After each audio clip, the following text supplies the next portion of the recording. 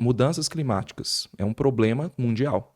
Todo mundo quer resolver esse problema. Afinal, se a gente não resolver, o mundo vai esquentar, toda aquela história de inundação, derretimento do gelo. É, você tem regiões costeiras que vão perder o acesso, né, de cidades inteiras podem ser alagadas por causa disso. E todo mundo que mora ali, são milhões e milhões de pessoas morando na região costeira. Você tem eventos extremos que estão aumentando. Você deve estar vendo aí as chuvas do Rio Grande do Sul, né? O pessoal que estuda mudanças climáticas e eventos extremos, a gente conhece uma climatologista, que ela é doutoranda em climatologia, que ela estuda exatamente os eventos extremos no Rio Grande do Sul. Que maneiro. E aí a pesquisa dela é entender melhor o que gera esses eventos. E uma coisa que já está clara é que esses eventos, eles, quando combinados com regiões de vulnerabilidade, que é o que aconteceu no Rio Grande do Sul, você tem catástrofe. Então imagina, as mudanças climáticas, os modelos, os climatologistas dizem, e tem modelos prevendo isso, matemáticos, mostrando que os eventos extremos vão ficar mais frequentes. E a gente tem um aumento de desigualdade por causa de um aumento de pobreza, da crise econômica no Brasil. Quando você combina um aumento de eventos extremos com um aumento de pobreza, de desigualdade, você tem, então, ali a fórmula do fracasso. Total. Então, isso gera um custo. É fato que as mudanças climáticas estão causando um problema mundial. Isso já não é mais discutido, assim, se ela foi causada pelo ser humano ou não. O mundo está aquecendo. E a culpa é principalmente das emissões de combustíveis fósseis. Mas a nível mundial. No Brasil, a culpa não é só dos combustíveis fósseis e nem é a principal causa. Caramba. Você sabia que no Brasil é o contrário do mundo?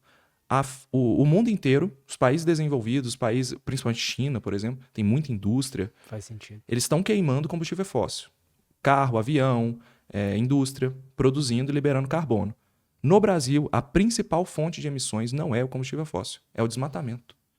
Então, 74% das emissões são desmatamento e agropecuária, somados.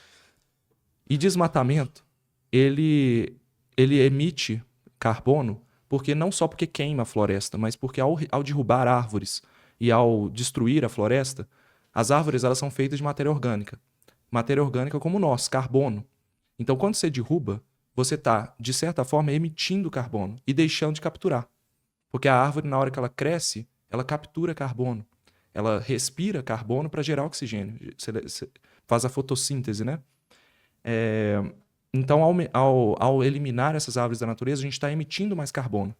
E o desmatamento ilegal no Brasil, que é a fonte principal das emissões. Caramba, cara. E aí é foda, né? A gente fica até triste. Eu tô vendo sua cara mudando. Eu falo desses temas, aí o pessoal fala, não, Lucas, sorria mais e tal. Não tem jeito, cara, eu tento. Mas a gente fala de temas muito sérios, né?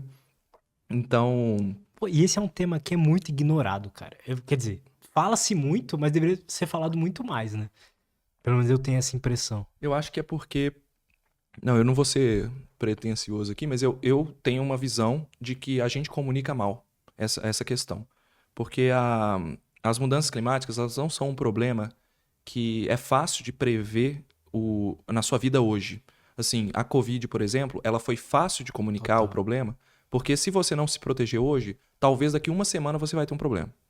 As E a mudanças... gente via, né? Pessoas próximas perderam tal parente. Isso. Tipo, era muito próximo da gente. Isso. Então eu acho que com mudanças climáticas, a forma de comunicar ela tem que mudar. Isso como um comunicador eu estou estudando essa maneira, né? Então, por exemplo, quando os meus pais nasceram, eles nasceram na década de 60, 59 e 60. Então, nessa época, o carbono na atmosfera, ele tinha 320 partículas por milhão. O que é isso? Para cada 1 milhão de moléculas de gás na atmosfera, 320 eram gás carbônico. Tá. E a gente teve um aumento da emissão de combustíveis fósseis durante a Revolução Industrial e foi aumentando ao longo do tempo. Quando eu nasci, de 320 já estava quase em 400 de partículas por milhão. Então eu já nasci, a gente fala que eu sou da geração 398, porque na época que eu nasci o mundo já tinha 398 partículas por milhão. Hoje, as pessoas que nascem hoje, elas já estão respirando um ar com 420 partículas. A gente já bateu 420.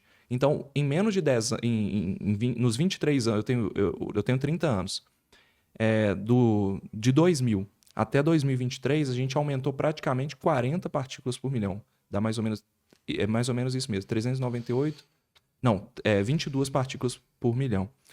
Então você tem hoje 420 partículas por milhão na atmosfera. E isso está subindo. Qual que é o problema Parece ser disso? exponencial também, né? É exponencial, porque quanto mais carbono na atmosfera, e aí tem outros gases de efeito estufa, né?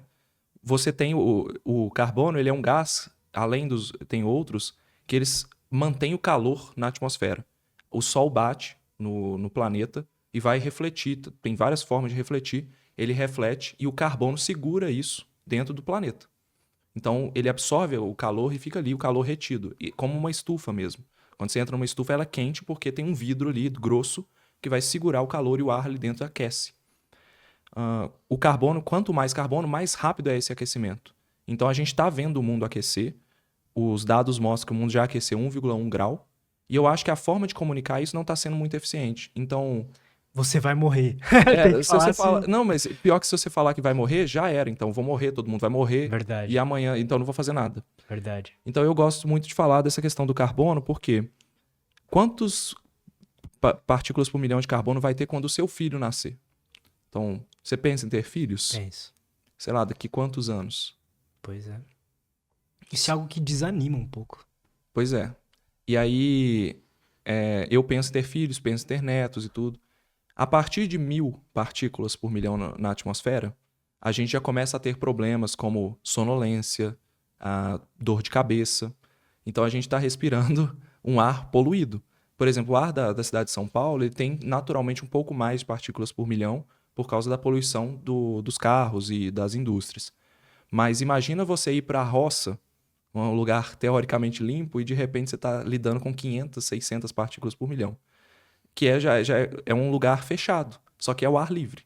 Então, essa maneira de... O mundo está tendo mais carbono, e eu acho que, olhando por esse lado, você pensar nos seus filhos, pensar nos seus netos, isso começa a tocar. E eu acho que o pessoal das mudanças climáticas ele precisava pensar mais em como comunicar. Eu acho que tem maneiras de comunicar isso de uma forma não vai tudo acabar, entendeu? Verdade. Então, a galera muda um pouco esse pensamento. Temos soluções? Temos soluções. Então, aí, as soluções para o Brasil. Esse é o último episódio da série que ainda vai sair, né? Mas a gente pensa soluções para o Brasil porque o Brasil ele pode ajudar a resolver o problema e, com isso, ainda se desenvolver. Porque você tem modelos de desenvolvimento econômico. Estados Unidos se desenvolveu através da inovação tecnológica, poderio militar, guerras, etc. Você tem a Austrália, por exemplo, se desenvolveu através de atração de estudantes, muita tecnologia de TI, né, extração de minério. O Chile agora está se desenvolvendo com cobre, com extração de lítio, que hoje são minerais muito importantes para a fabricação de bateria e eletricidade, né? O Brasil poderia se desenvolver através dos créditos de carbono. O que é isso? Com o Acordo de Paris, em 2015, o mundo inteiro ele se viu obrigado a tomar decisões para conter as mudanças climáticas. Afinal, a década de 2020 a 2030 é a última chance para tomar uma decisão. Se nada for feito, agora eu estou sendo... agonia. Mas as previsões indicam que o mundo vai aquecer 3 graus até o final do século, se nada for feito. Nossa. E só para ter uma ideia, 3 graus parece pouco, mas 3 graus foi o que aconteceu na Europa no ano. Acho que esse ano teve uma onda de calor na Europa que matou algumas pessoas, assim, tempestades e tempestades, inundações, e estava exatamente 3 graus acima da média. Esse seria o normal. Inundações e situações extremas. Então não é legal e a gente também não tem como prever muito o que vai acontecer quando o mundo esquentar. O que a gente consegue olhar é para o passado.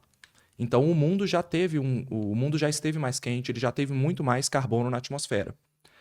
Há 250 milhões de anos, como é que os cientistas sabem disso?